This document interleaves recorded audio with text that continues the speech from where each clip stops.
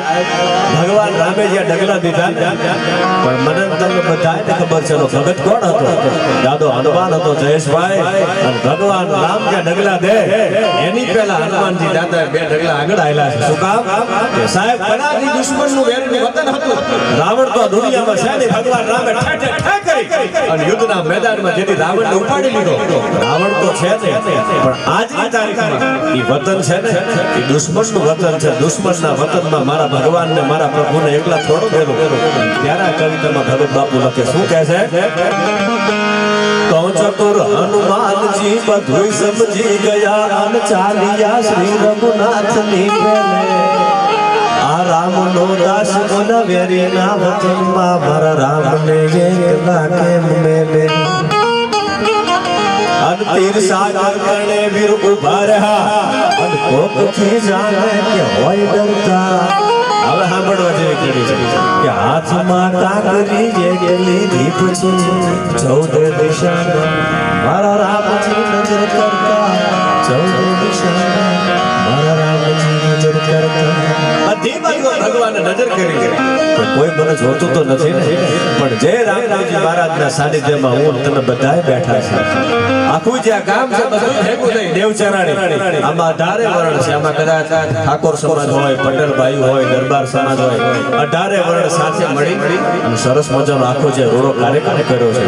અને સાહેબ હવે બધા એક થવાની જરૂર છે. શું કામ? કારણ કે હિન્દુસ્તાનનો હું યુવાન છું. હિન્દુસ્તાન મારું છે.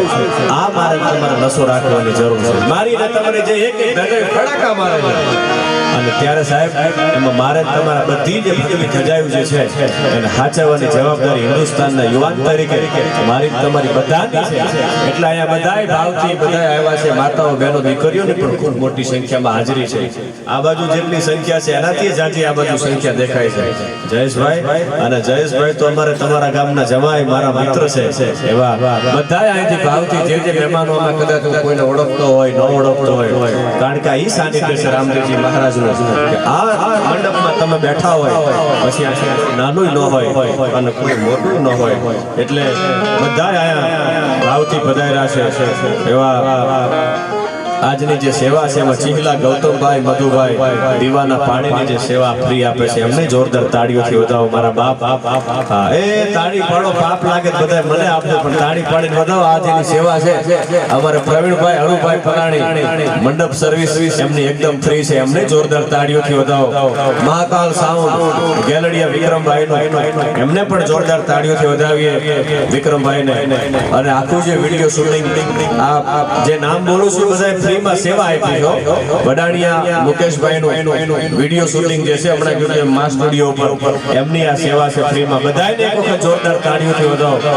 અને બધા કલાકારો આજ બજેટ લઈને આજ કોઈ બજેટથી નથી આવ્યા. નહીતર મને ખબર છે મહેબૂબભાઈનું બજેટ શું હોય, રિંકલબેનનું શું હોય, નિકાબેનનું શું હોય. પણ આજ દિલનો પ્રોગ્રામ છે. આજ બિલનો પ્રોગ્રામ નથી. અને હું પણ મારા મિત્ર છે અમારા દર્શનભાઈ ફલાણી એટલે મિત્રતાના નાતે આવ્યો છે બાપાના શરણમાં બે શબ્દોના પુષ્પો ચડાવવા માટે. એટલા માટે કવિતામાં મને યાદ આવે કેવી છે આપણી ધેંગી ધરતી ગુજરાતની હોરઠની. તો ભગત નરસિંહ જ્યાં નાચ્યો ને હમાયન સંપદા પામ્યો જ્યાં સુદામો.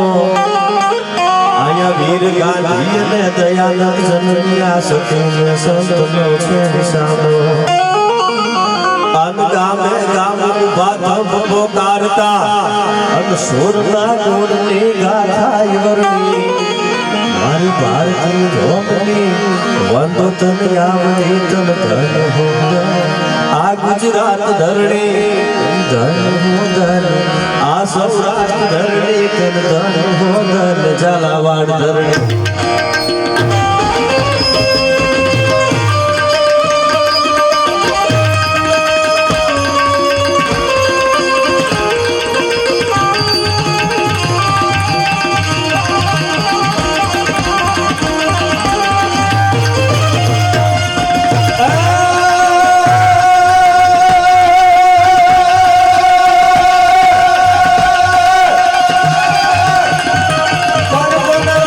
What?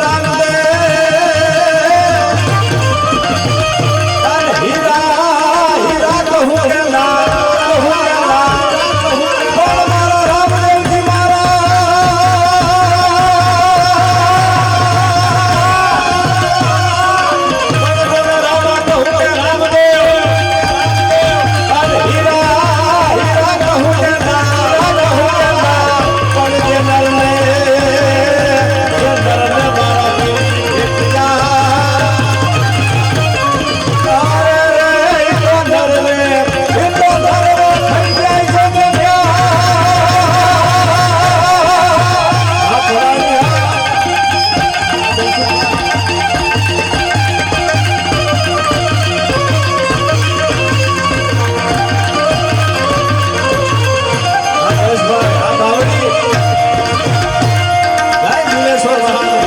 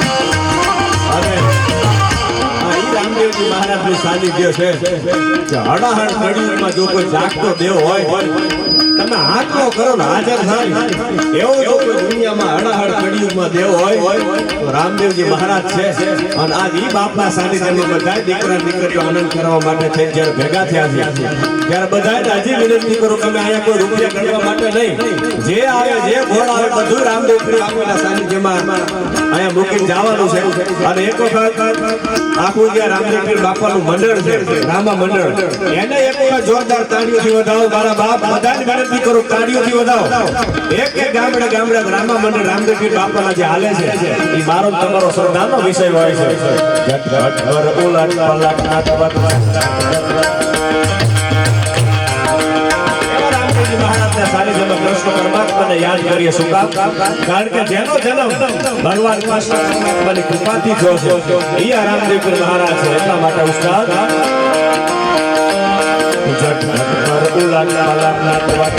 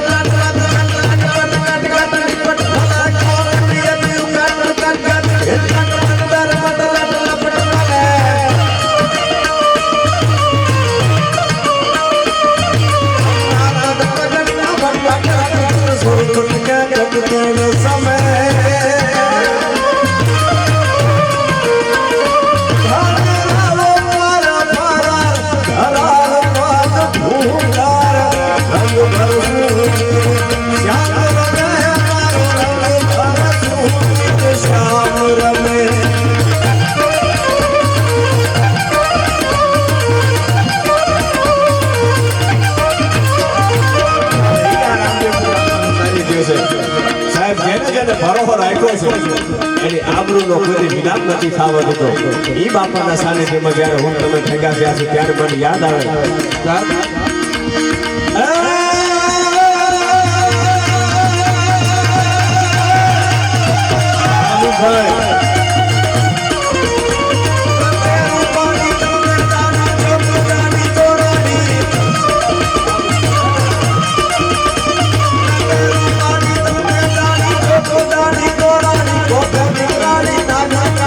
હળવાડી રોષાણી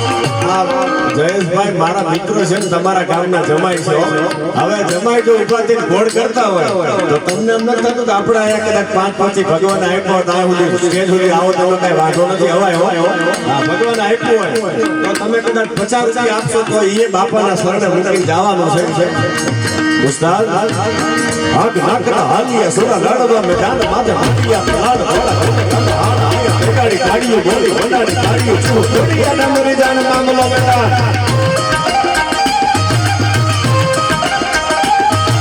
ગાડીના ભોળા હાવીડ હુકવા લાગી હાકીના હુકડા લેવા બેના ગુજાર આય હાકના પકોડા બેટા લવ ધારા વારવા તારી ગાડી લીધી લે